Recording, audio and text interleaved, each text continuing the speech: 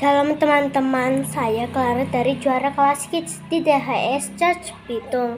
Kali ini saya akan menceritakan bahan saat teduh anak tanggal 5 November 2023 berjudul Perintah untuk memberitakan Injil.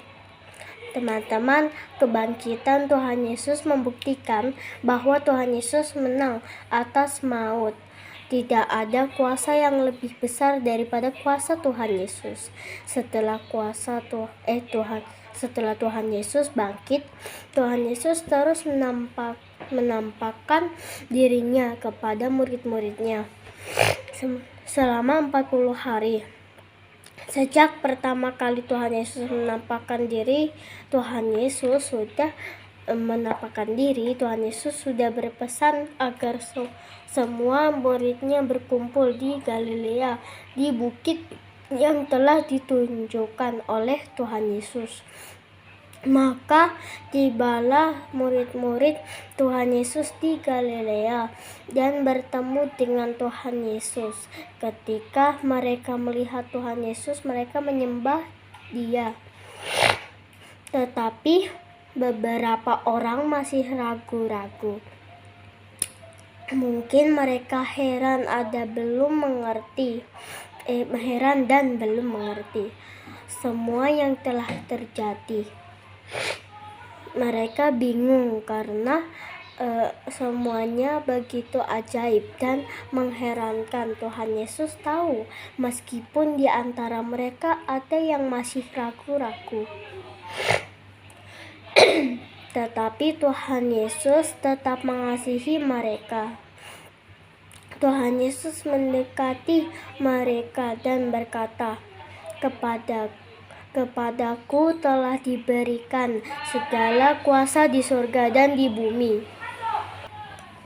Karena itu pergilah, jadikanlah semua bangsa muridku dan baptislah mereka dalam nama Bapa dan Anak dan Roh Kudus, dan ajarlah mereka melakukan segala sesuatu yang telah kuperintahkan kepadamu. Karena segala kuasa ada pada Tuhan Yesus, maka Tuhan Yesus ingin murid-muridnya pergi memberitakan Injil, memuridkan dan membaptis dalam nama Bapa dan Anak dan Roh Kudus. Tuhan Yesus ingin rupanya supaya Injil bisa didengarkan oleh segala bangsa di bumi ini, bukan hanya kepada orang Israel saja. Setiap orang yang mendengarkan Injil mendapatkan kesempatan untuk percaya dan diselamatkan.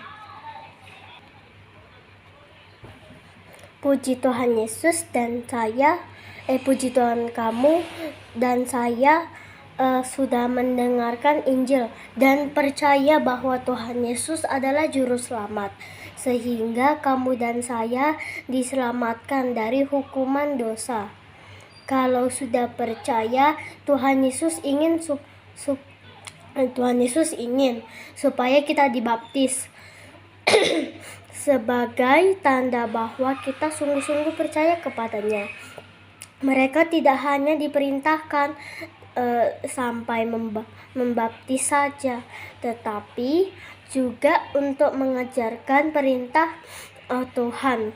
Artinya orang-orang yang sudah percaya perlu terus belajar untuk semakin mengenal Tuhan Yesus dan hidup melakukan firman Tuhan setiap hari.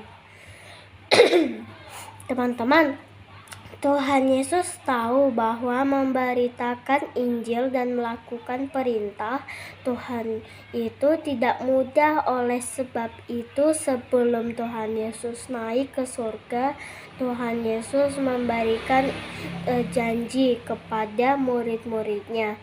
Dan ketahuilah, Aku menyertai kamu senantiasa sampai kepada akhir zaman. Tuhan Yesus tidak akan pernah meninggalkan kita, karena Tuhan Yesus tahu bahwa kita tidak bisa hidup tanpa Tuhan Yesus.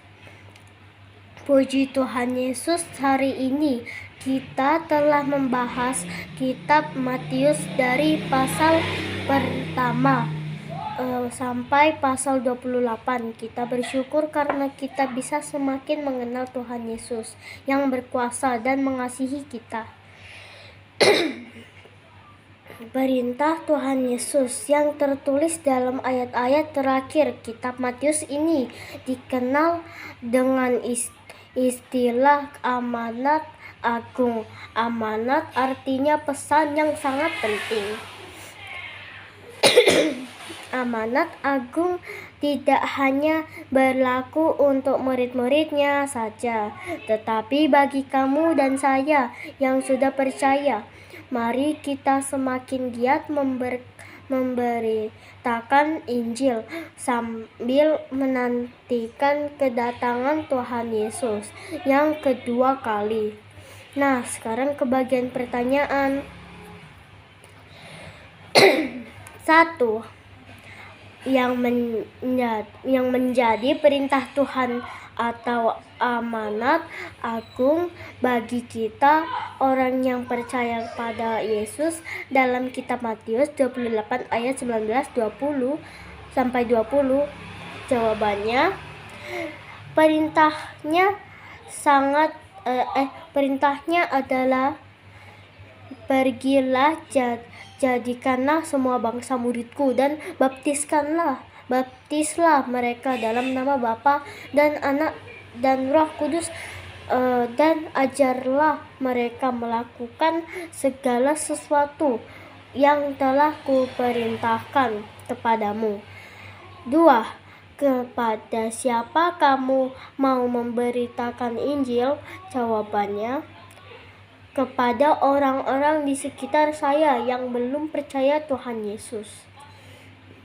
3. Apa rema yang adik-adik dapatkan dari renungan hari ini? Jawabannya, amanat agung tidak hanya berlaku untuk murid-muridnya saja, tetapi bagi kamu dan saya yang sudah percaya. Demikian teman-teman, Tuhan Yesus memberkati. Dah.